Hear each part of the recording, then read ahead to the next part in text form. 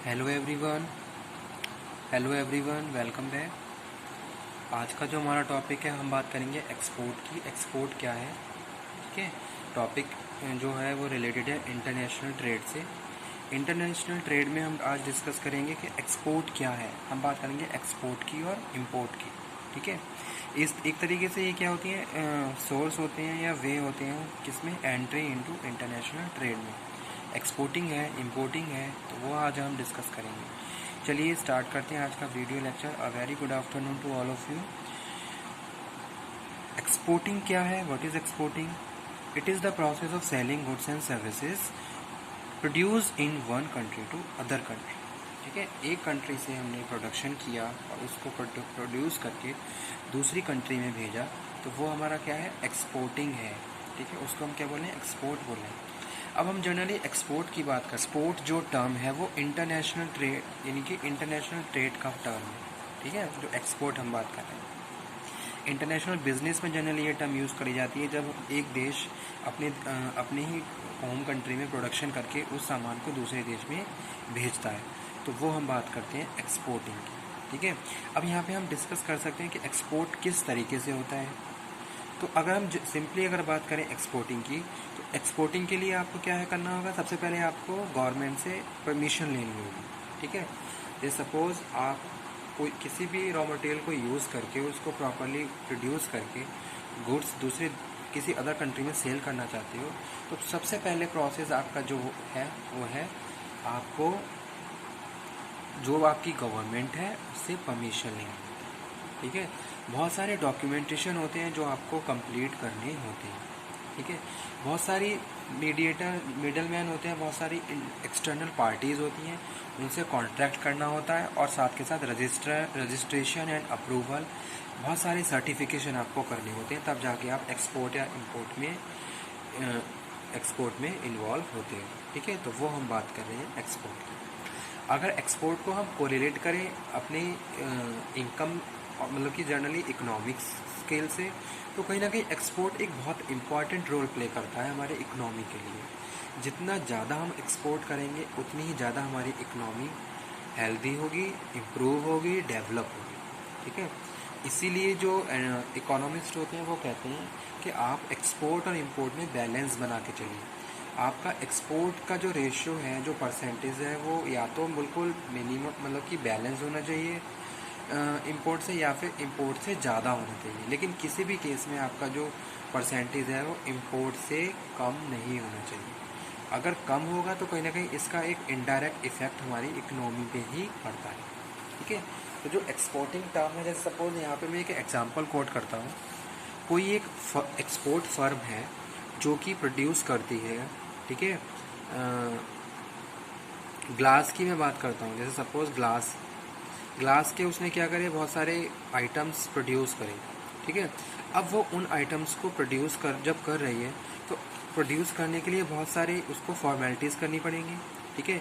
अगर export house चलाना है उसे, तो उसको जिस भी कंट्री में वो फर्म है, वहाँ के गवर्नमेंट के रूल्स एंड रेगुलेशन, जैसे यहाँ पे हम बात करते हैं, जैसे सपोज आप एक्सपोर्ट कर रहे हो, तो आज आप एज अ फैक्ट्री रन कर रहे हो। अब आपको फैक्ट्री एक्ट के सारे रूल्स एंड रेगुलेशन फॉलो करने होंगे जो भी आपकी कंट्री में चल रहे हैं, यानी या फिर जिस भी स्टेट में आपकी फैक्ट्री है, वहाँ पे आपको बहुत सारे रूल्स एंड रेगुलेशन फॉलो करते हुए अपनी फर्म या फैक्ट्री को रन करना होगा। ठीक है। तो पहली चीज़ ये कि पूरा इन्वॉल्वमेंट है किसका, स्टेट गवर्नमेंट का या सेंट्रल गवर्नमेंट का। उसके हिसाब से आप क्या कर रहे हो, एक्सपोर्ट करोगे, फैक्ट्री रन करोगे, प्रोडक्शन करना है, रॉ मटेरियल मंगवाने होंगे, बहुत सारे वेंडर सप्लायर से आपका कॉन्ट्रैक्ट होगा।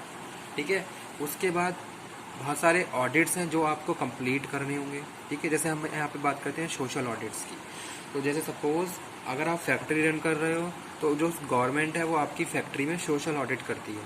वो आके ये देखती है क्या आप फैक्ट्री के जो भी स्टेट गवर्नमेंट या सेंट्रल गवर्नमेंट के जो रूल्स एंड रेगुलेशन है उसके हिसाब से अपनी फैक्ट्री को रन कर रहे हो या नहीं कर रहे हो।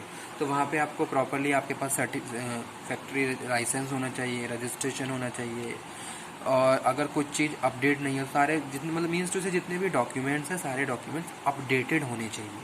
ठीक है। साथ के साथ अगर हम बात करें वर्कर्स की, क्या वर्कर्स को आप प्रॉपरली ट्रीट कर रहे हो। ठीक है। फैक्ट्री एक्ट में हम बात करते हैं, जैसे हेल्थ एंड इशू की बात करते हैं, तो वो सारी चीज़ें भी वहाँ पे प्रॉपरली एग्जामिन की जाती हैं बाय द ऑडिटर। उसके बाद हम बात करते हैं किसकी, जैसे suppose as a social benefit की बात करें, वर्कर्स की, प्रोविडेंट फंड की बात करें, ईएसआई की बात करें, तो ये फैसिलिटीज़ आप प्रॉपरली वर्कर्स को दे रहे हो या नहीं दे रहे हो। तो कहीं ना कहीं पूरा गवर्नमेंट का क्या है वहाँ पे इन्वॉल्वमेंट है, ठीक है। तब जाके आप क्या कर सकते हो, किसी एक एक्सपोर्ट हाउस को या फैक्ट्री को रन कर सकते हो, ठीक है। अब आपने प्रोडक्शन प्रॉपर कर लिया, अब आपको कॉन्ट्रैक्ट करना होगा किसी भी एक लॉजिस्टिक, किस तरीके से आपका प्रोड्यूस गुड सी पोर्ट तक जाएगा और वहाँ से फिर लोड होके दूसरे देश में जाएगा। तो ये सारी चीज़ें बहुत सारे डॉक्यूमेंटेशन के साथ आप एक्सपोर्ट को की जो भी प्रोसेस है उसको फॉलो करते हैं, ठीक है। अब यहाँ पे हम बात करते हैं डायरेक्ट एक्सपोर्ट की और इनडायरेक्ट एक्सपोर्ट की। तो एक तो डायरेक्ट एक्सपोर्ट ये होता है, जैसे कि मैंने अभी आपको प्रोसेस बताया कि कोई भी फर्म डायरेक्टली सारी चीज़ों को एक्सपोर्ट कर सकती है और हर एक एक्टिविटी में वो इन्वॉल्व हो सकती है। और एक इनडायरेक्ट की बात करें तो उसमें हम बात करते हैं किसकी, कि प्रोड्यूस कोई और कर रहा है और उसको एक्सपोर्ट कोई और कर रहा है, ठीक है। यानी कि जो भी मैन्युफैक्चरर है उसका डायरेक्ट इन्वॉल्वमेंट नहीं है एक्सपोर्टिंग में, किसी सेकंड पार्टी के थ्रू उसका माल एक्सपोर्ट होके दूसरे देश में जा रहा है, तो उसको हम उसकी बात करते हैं किसमें, एक्सपोर्टिंग, ठीक है। तो वो यहाँ पे हम डिस्कस कर रहे हैं। तो जो एक्सपोर्ट है, एक्सपोर्ट कहीं ना कहीं हमारे जो, अगर हम किसी भी ऑर्गेनाइजेशन के इकोनॉमिक की बात, इकोनॉमिक स्केल की बात करें, कंट्री के इकोनॉमी की बात करें, ठीक है, तो दोनों के लिए बेनिफिशियल है, ठीक है, दोनों के लिए फ्रूटफुल है। क्यों, जितना ज़्यादा हम एक्सपोर्ट करेंगे उतना ही हमें क्या होगा, बेनिफिट होगा। अभी आपका सिंगल लाइन में आप एक्सपोर्ट कर रहे हो, फिर आपके बहुत सारे बायर हो जाएंगे, इंटीग्रेशन हो जाएगा, ठीक है। और हम बात करें इकोनॉमीज़ ऑफ स्केल की, अगर बात करें तो आपका प्रोडक्शन और ज़्यादा बढ़ जाएगा। जितने ज़्यादा आपके बायर होंगे उतनी ही ज़्यादा यूनिट्स ओपन करेंगे, ठीक है। अब जब आप यूनिट ओपन करेंगे तो कहीं ना कहीं एम्प्लॉयमेंट अपॉर्चुनिटीज़ बढ़ जाएंगी, आपको बहुत सारे लोग को एम्प्लॉयमेंट देंगे, आप लोगों को एम्प्लॉयमेंट देंगे तो उनका एक जो मिनिमम लिविंग स्टैंडर्ड है वो मेंटेन होगा, ठीक है। तो कहीं ना कहीं ये सारी चीज़ें हमारे ही लिए क्या है, बहुत ज़्यादा बेनिफिशियल रहती हैं। एक जो अगर हम बात करें एम्प्लॉयमेंट की, तो एम्प्लॉयमेंट भी बहुत ज़्यादा बढ़ता है अगर हम एक्सपोर्टिंग की बात करें, ठीक है। तो वो यहाँ पे हम बात कर रहे हैं इंटरनेशनल ट्रेड में। इंटरनेशनल ट्रेड के क्या एस्पेक्ट्स हैं, किस तरीके से हम इसको कर सकते हैं, किस तरीके से गवर्नमेंट का पार्टिसिपेशन रहता है, किस तरीके से गवर्नमेंट का इन्वॉल्वमेंट रहता है, बहुत सारे डॉक्यूमेंटेशन, बहुत सारे रूल्स एंड रेगुलेशन, उनको आपको फॉलो करना होता है, तब जाके आप एक्सपोर्ट की जो भी एक प्रोसेस है उसको कंप्लीट कर सकते हैं, ठीक है। तो चलिए आज के लिए इतना ही है, एक्सपोर्ट के बारे में मैंने आपको बताया।